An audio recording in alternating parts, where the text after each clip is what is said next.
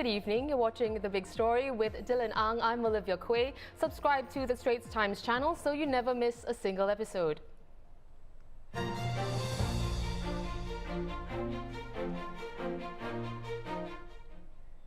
Hardly ever in our history have the stakes been higher than now. Those are the words of Prime Minister Lee Hsien Loong at a lunchtime rally today, 4 days before Singapore heads to the polls.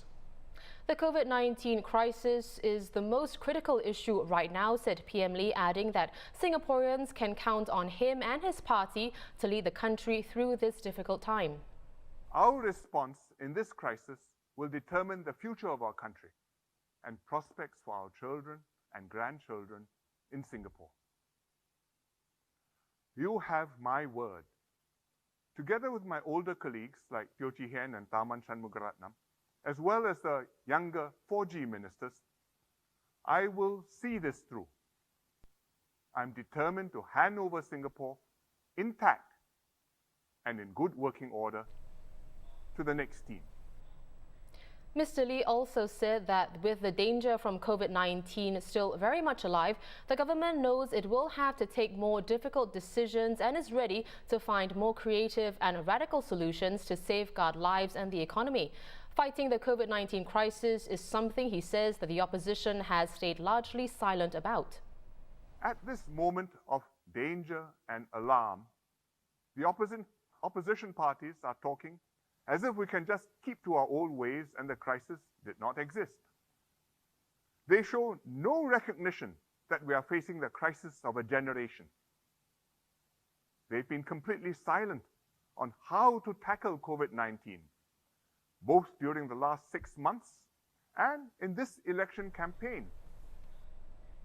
Urging voters not to be taken in by those who say that it is important simply to have more choices, Mr. Lee said that the People's Action Party wants is a strong mandate to take the country forward. You've seen our track record. If you think we've delivered and made your life better, please vote for us. If you think we have not, then by all means, vote us out. But do not confuse signals by voting opposition if what you really want is a PAP MP to look after your constituency and town council and a PAP government to look after Singapore.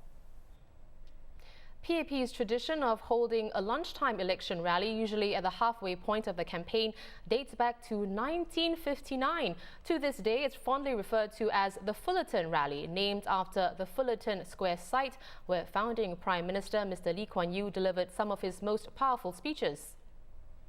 Because nobody, no group of men have got the will, have got the capacity to do more for this country.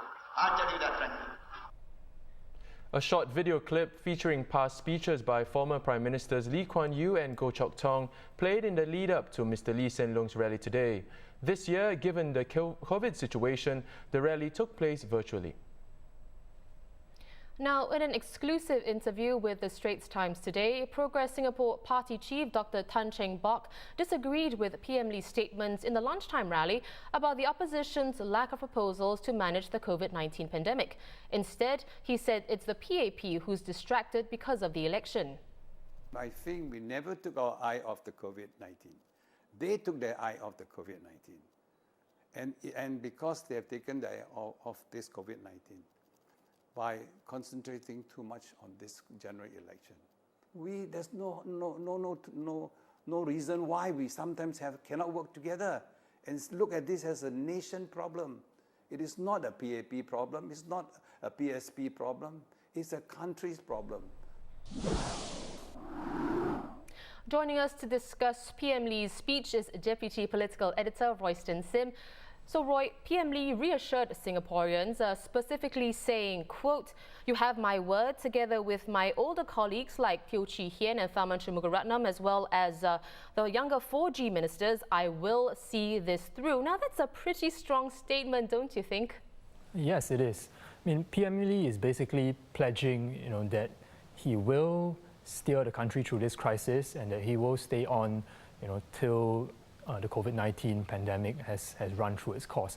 And I think the reason he's saying this is because some time back he had said that he plans to step down, sometime by the time he turns 70, which would be in 2022.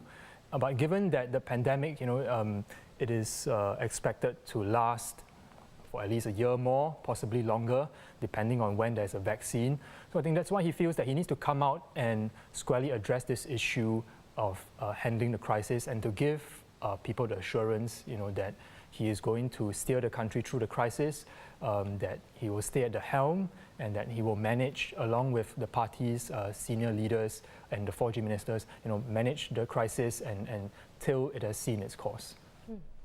Does it mean that the current crisis has actually disrupted the party's succession plans? I think it's a bit early to say. It all depends really on how soon the pandemic ends. I mean, there are a couple of factors, when there's a vaccine, and if there's a vaccine, how soon is it widely available?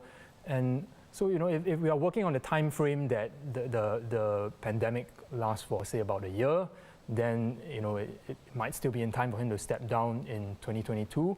So it really depends. I think it's too early to say whether it has set back the succession plans. It really depends on the pandemic, how long it lasts, and how long does it take for it to play out.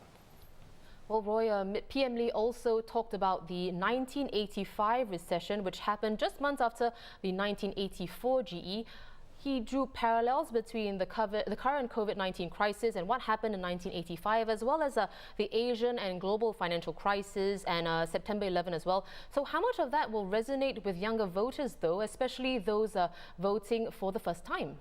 I think he's brought up all these previous crises to show that he and the PAP have steered the country through many turbulent moments. So 1985 financial crisis, which I think a lot of the voters who are voting for the first time would scarcely remember.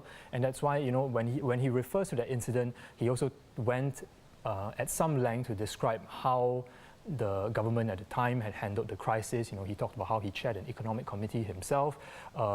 He talked about how, they had to put in emergency measures. For instance, they had to cut CPF contributions. And so basically to tell both older voters and younger voters that this is a government that has seen through and weathered many crises and will be able to help steer the country through this one as well. And as for younger voters, I think it's also sort of to help to bring them back to that time and to remind them that this is that the country had gone through these crises and managed to overcome them. And I think the other point that PM Lee had sort of sought to bring up in his speech was that the Fullerton rally is one of the most significant moments for the PAP in every campaign.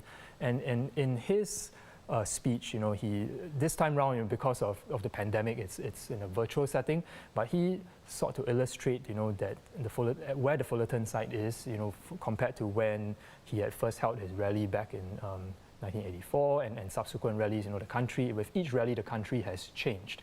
And so, in terms of physical infrastructure, in terms of how the country has grown, the economy has grown, he talked about, the Marina Bay Sands. So it's to also, illustrate to younger voters that, in the space of, 30-odd years, this is where how far the country has come, and, to impress upon them that their decisions for this election, will have a big impact on where the country will go, in the next, for example, 30 years. Now, Royston, besides what you just mentioned, did Prime Minister Lee bring up anything else that stood out for you? I think his point, he had a couple of broad points. One of it was, his message to Singaporeans to not undermine a system that has worked for Singapore. I mean, a lot of the discourse around this election has been about, voting in opposition voices as a check on the government. And I think his sort of counter to that is, if you look at what's happening in other countries, you have change of governments, you have, people, opposition parties coming in, but that hasn't necessarily resulted in a better outcome. So he wants to, his message to voters is really, to think carefully about your vote and, what do you want and who do you want at the helm to steer you through. And I think his other point, that stood out to me was his explanation about why the PAP is seeking a strong mandate, which is basically that the whole world will be watching, investors will be watching, the country's friends and adversaries will be watching, whether the country can sort of emerge from the election united and strong, or will people take away the message that it is divided and fractured, and so his sort of point to that is give the PAP a strong mandate so that we can come out of this stronger and we'll be in a strong position to deal with the crisis. I mean that was one of the main political points that he had wanted to put across to the audience in his Fullerton rally speech today. Well, thank you, Roy. Always a pleasure to have you on the show. That was the Straits Times Deputy Political Editor, Royston Sim. In other news, PAP has called on the Workers' Party to make its stand clear on Facebook posts by its Sengkang GRC candidate, Ms. Raisa Khan.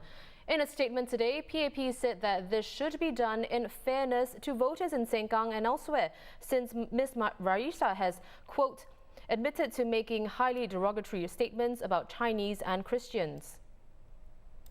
PAP was referring to online comments Ms. Raisa had made on race and religion, for which 2 police reports were lodged against her. In a press conference last night, Ms. Raisa said she didn't mean to cause social division and that she made those remarks to raise awareness about minority concerns.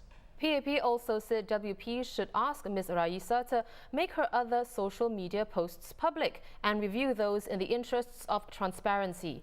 PAP ended the statement by saying WP shouldn't ask voters to write it a blank check in Sengkang or anywhere else it contests.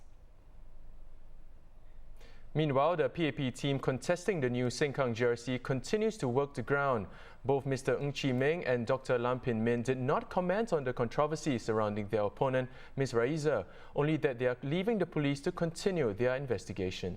They added that their focus is on meeting as many residents as possible. It's not just about the polling day. Yeah, we had very good interactions again this morning with different residents. Wonderful questions of engagement. Again, centering on jobs and Sengkang town. So I think we are addressing the top line concerns. We understand that Sengkang is a hotly contested GRC, and we will not take our voters' support for granted. We have been doing and walking our grounds very diligently. We have been doing house visits, market visits, coffee shops, and walking all around the estate, to meet our residents. Assistance will be given to people with disabilities to enable them to vote independently come polling day this Friday. The Elections Department said these include a portable booth that can be placed on the laps of wheelchair users for them to mark their ballot papers. It is covered on all sides to ensure voting secrecy. Stencils will also be given to visually impaired voters so that they can mark their papers themselves without assistance. Priority queuing will also be offered to them as well.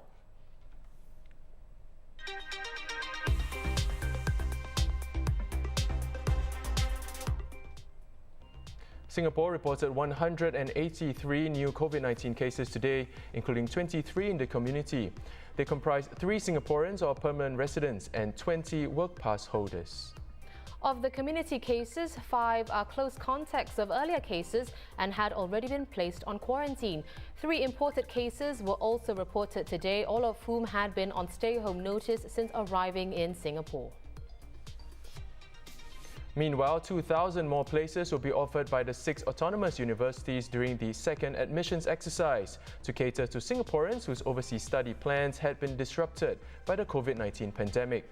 The Education Ministry said today that the additional offers will be spread out across a range of courses and that admission standards will be maintained. Cohort participation rate is expected to increase slightly this year by up to 2 percentage points from the originally planned 40%, which translates to about 17,000 places this year. A policewoman was sentenced to 7 months jail after she pawned 2 police-issued iPads worth more than $900. Hamravati Gunasekaran, who held the rank of Sergeant 2, received $300 from the pawn shop. She was found guilty last month for 1 count of criminal breach of trust by a public servant. Two youths who sexually assaulted and raped an intoxicated 18-year-old girl in July 2018 after watching another friend violate her was sentenced to jail and caning today. 20-year-old Nur Daniel Muhammad Isa was given 8.5 years jail and 9 strokes of the cane for rape and abetment of sexual assault by penetration, while 18-year-old Muhammad Daniel Shahrudin Muhammad Noor was given 5.5 years jail and 3 strokes of the cane for sexual assault by penetration. The pair are among a group of 4 youths charged with various sexual offences against the girl who had agreed to have sex with one of them.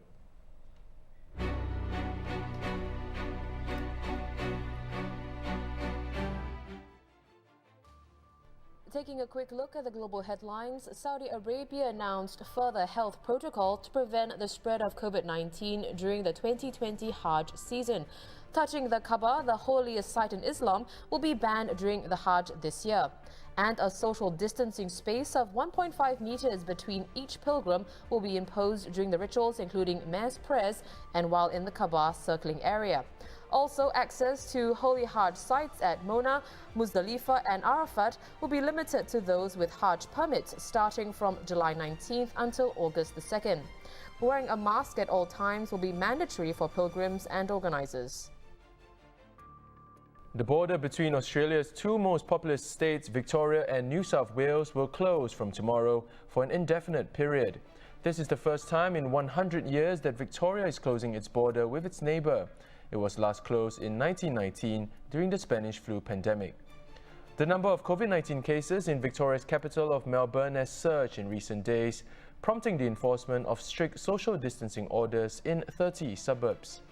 Authorities have also put 9 public housing tower blocks into complete lockdown. The Victoria Premier called the border closure the smart call, the right call at this time. However, the closure will likely be a blow to Australia's economy as it heads into its first recession in nearly 3 decades.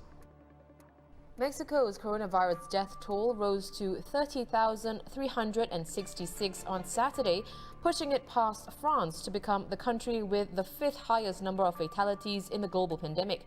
Mexico has over 252,000 confirmed cases of the virus, with the number of infections rising by more than 6,900 since last Friday. According to an AFP tally of official figures, the US remains the hardest hit country in the world, followed by Brazil, Britain and Italy. Less than 3 days of campaigning before a cooling-off day on Thursday. During this election period, the Straits Times will be coming to you live 3 times a day with the latest GE 2020 developments. At 1 p.m, we have Editors Take, a special lunchtime show where our editors offer their views on the hustings. Then there's The Big Story at 5:30 p.m. And at 10 p.m, our special election show, GE 2020 Today, with Haryanto Deman and Rachel Kelly. You can also follow ST's full election coverage on our microsite and get the latest happenings on the ground on our live blog. Thanks for joining us this evening. I'm Dylan Ang with Olivia Quay. We'll see you tomorrow.